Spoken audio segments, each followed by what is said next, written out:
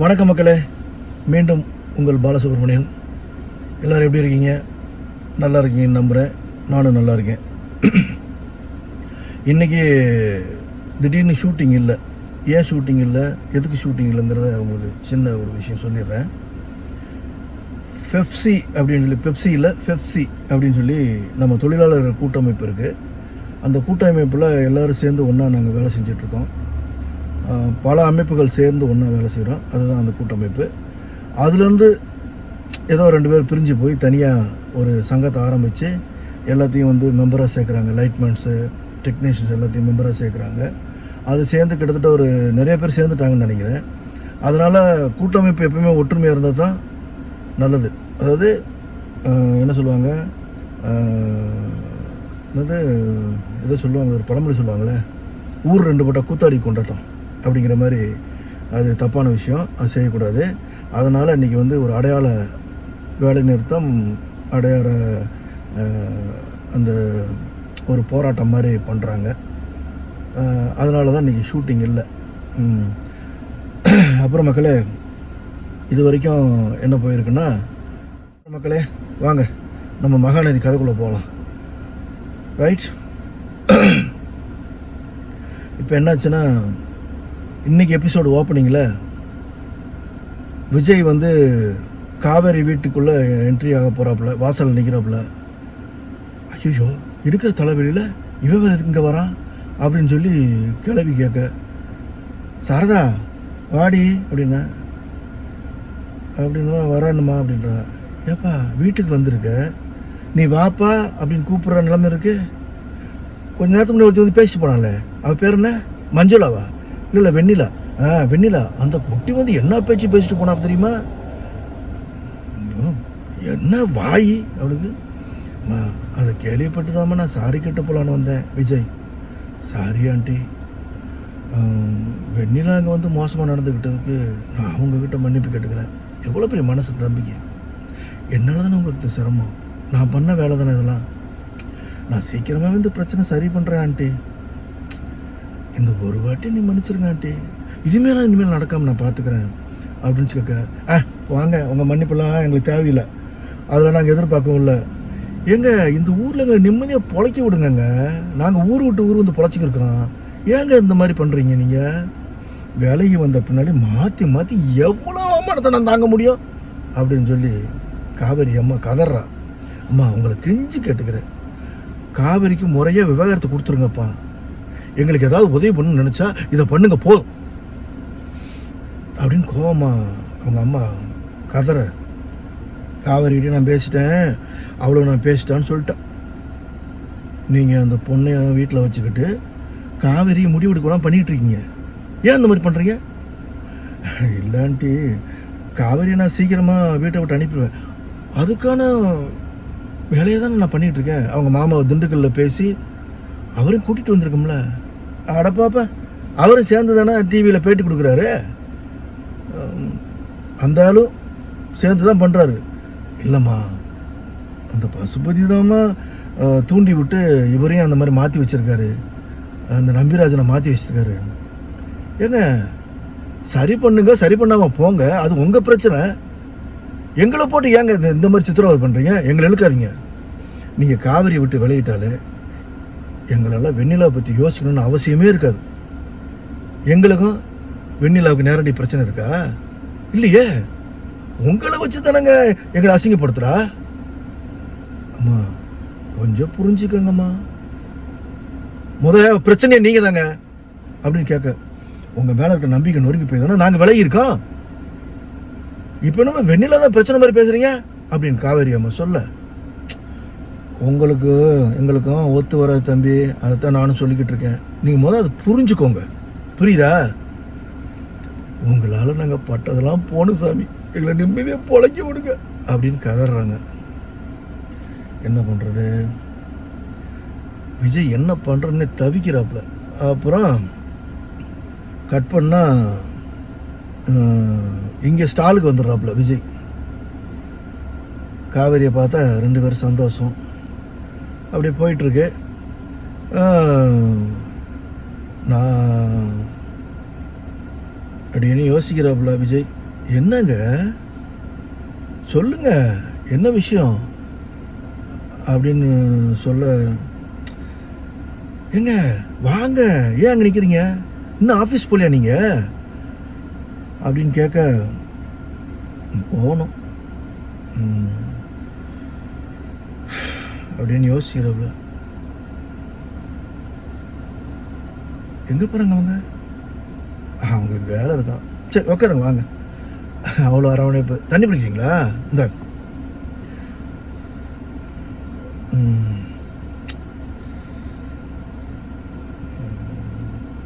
உட்காந்துட்டு அப்படி யோசிக்கிறவள,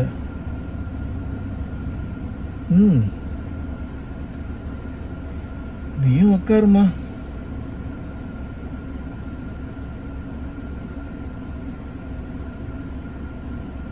லுக்கிங் 2 பேரும் பார்த்துக்கிறாங்க.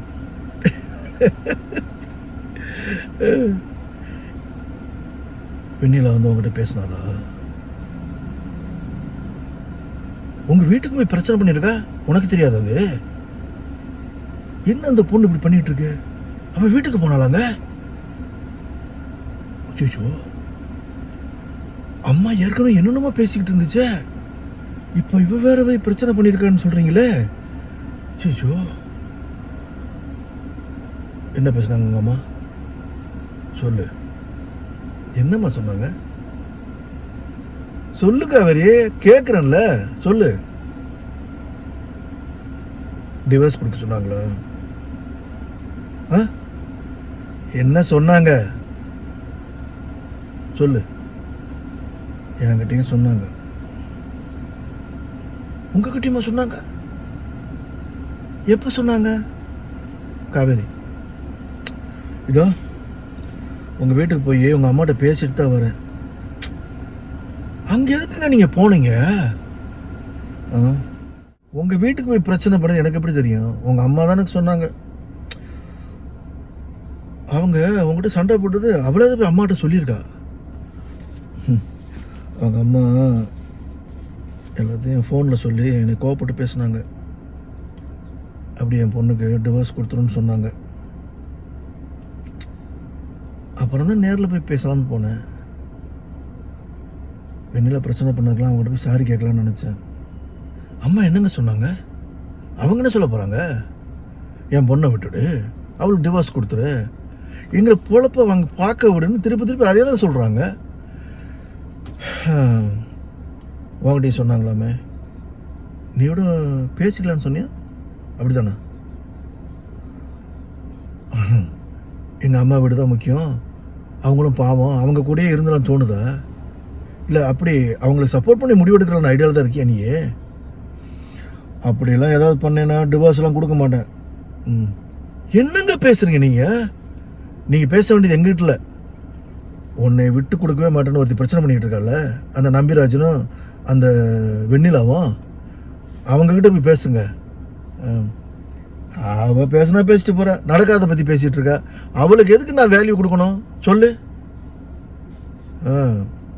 என்ன அதான் உங்கள் அம்மா சொன்னால் நீ என்ன வேணா பண்ணுவிய, மனசையே புரிஞ்சுக்க மாட்டாங்கன்னு ஃபீல் பண்ணுவேன். இருந்தாலும் அவங்க வீட்டை விட்டு கொடுக்க மாட்டேன். அவங்களாம் நானானு உங்கள் அம்மா செக் வச்சா அவங்க தானே முக்கியம் முடிவு எடுக்கிறவள நீ. ஏங்க என்னங்க பேசுகிறீங்க? உங்களுக்காக நான் எத்தனை வருஷம் வேணால் வெயிட் பண்ணுவேன்னு நான் உங்ககிட்ட சொல்லிட்டேன்ல. அதுக்கு மேலே நாங்கள் உங்ககிட்ட என்னங்க சொல்கிறது? இருந்தாலும் நீ உங்கள் அம்மா பேச்சு கேட்டி ஏதாவது லூஸ்தமாக பண்ணுவடி அப்படின்னு சொல்கிறாப்புல. எனக்கு என் அம்மா வீடு முக்கியம்தான், அவங்களுக்கான என்ன வேணால் பண்ணுவேன் தான். அதுக்காக உங்களுக்கான விட்டு கொடுத்து போவேன்னா நினைக்காதீங்க. எங்கள் அம்மா கிட்ட நான் சத்தியம் பண்ணி கொடுத்துருக்கேன், அவங்க மீறல நான் போக மாட்டேன்.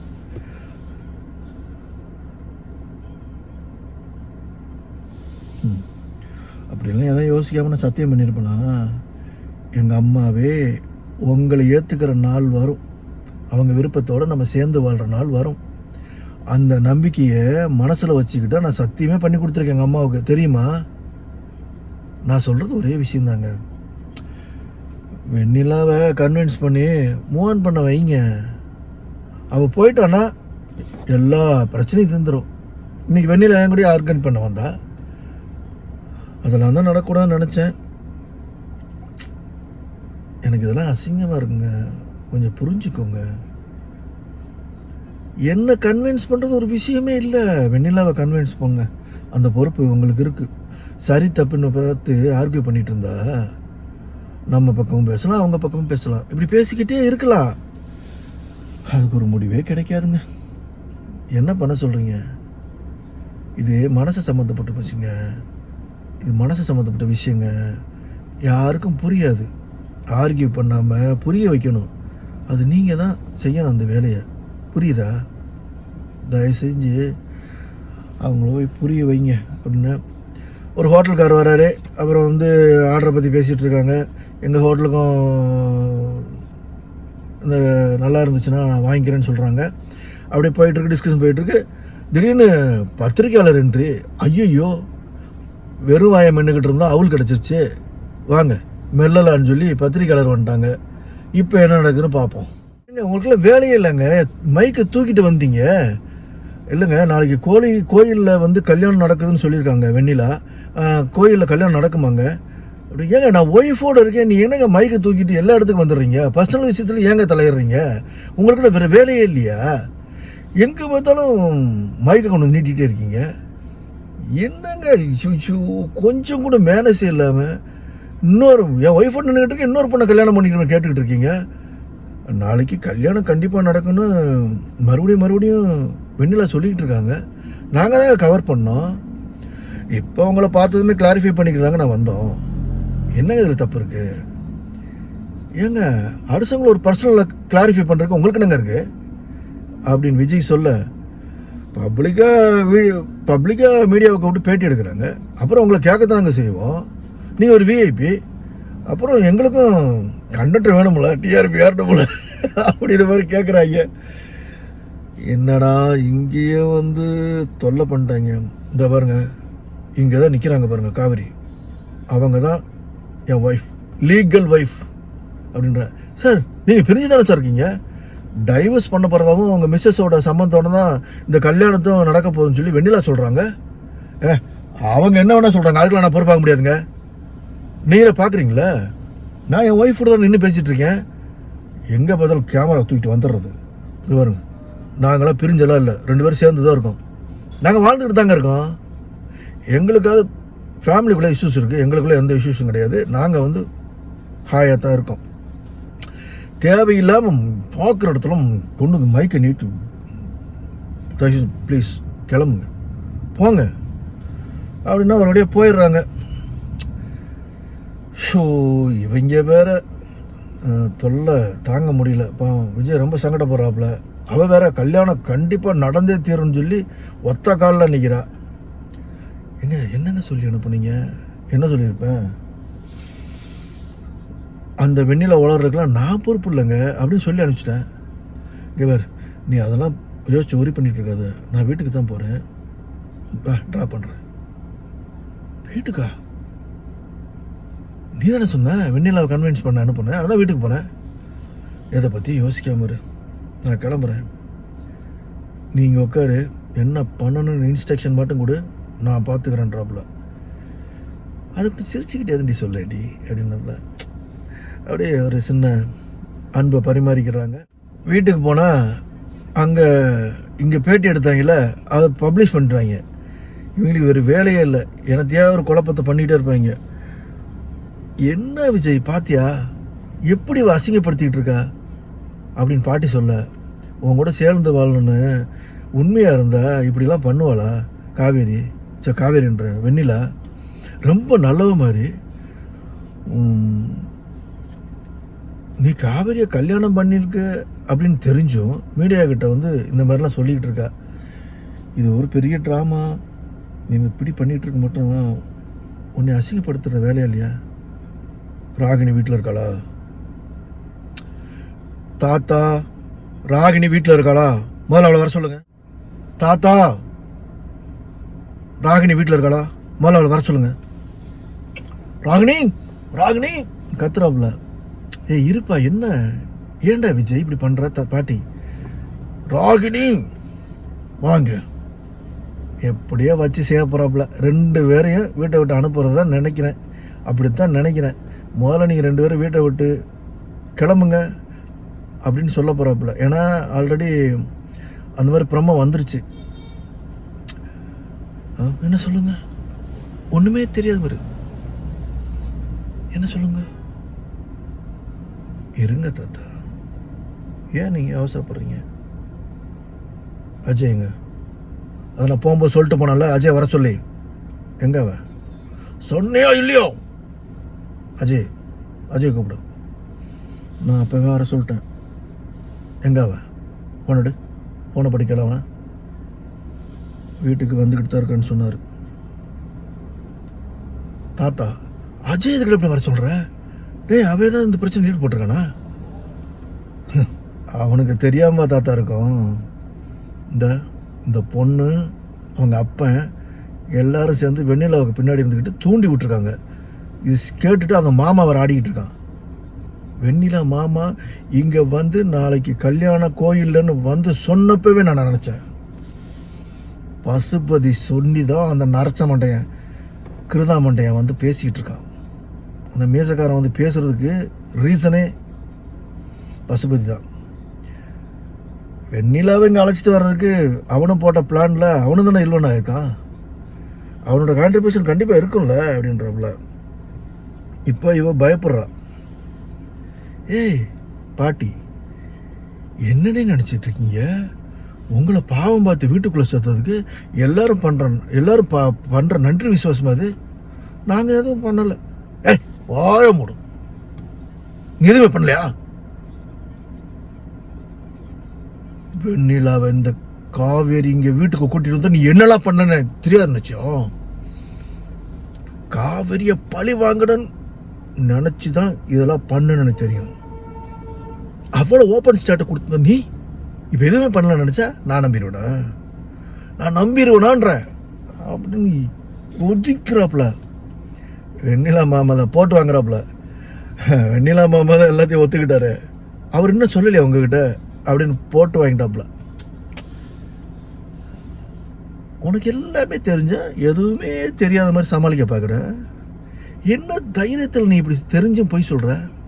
இந்த பாரு, நான் காவேரி இரிட்டேட் பண்ணணுன்னு தான் வெண்ணிலாவை இங்கே காவேரிட்ட வர சொன்னேன். நான் இப்போ கூட அதை ஒத்துக்குருவேன். ஆனால் உங்களை என்னைக்கும் நான் அசிங்கப்படுத்தணும்னு நான் நினச்சதில்லை. வாய மூடு, ஷட் அப். நீ பண்ண ஃப்ராடத்தனது எத்தனைக்கு லாஜிக் பேசிகிட்டு இருக்கியா? வேறு நீ என்ன அசிங்கப்படுத்தினா காவேரி அசிங்கப்படுத்தணும் ரெண்டும் ஒன்று தான். ஏதோ என்னை பிளாக்மெயில் பண்ண வெண்ணிலா இந்த மாதிரி விஷயத்தில் பண்ணிகிட்டு இருக்காளே, இது உனக்கு தெரியவே தெரியாதா? தெரியுமா தெரியாதா சொல்லு விஜய், கேட்குறாவுல. நான் காவேரியோட வாழ்கிறது தான் கிளியராக சொல்லியும் நீங்கள் எல்லாரும் சேர்ந்து இப்படி ஒரு வேலையை பார்க்குறீங்கன்னா இது என்னை கஷ்டப்படுத்தாதா? உங்களுக்கெல்லாம் என்னென்ன செய்கிறேன், நன்றி விசுவாசம் கொஞ்சம் கூட இல்லையா? இனி என் வீட்டில் நின்று ஒரு வார்த்தை பேசினேன், அங்கே என்ட்ரி அஜய் அண்ணே தொடரும் போட்டிருக்காங்க. ஆனால் மக்களே, தரமான சம்பவம் இருக்குது மக்களே, கவலைப்படாதீங்க. விஜய்கெல்லாம் ஒன்றும் ஆகாது. தரமான சம்பவம் இருக்குது. வரப்போகிற எபிசோடுகள்லாம் பிரமாதமாக இருக்கும். எங்களுக்கே நடிக்கும்போது ஆர்வமாக இருக்குது. அதனால் நீங்கள் கவலைப்படாதீங்க.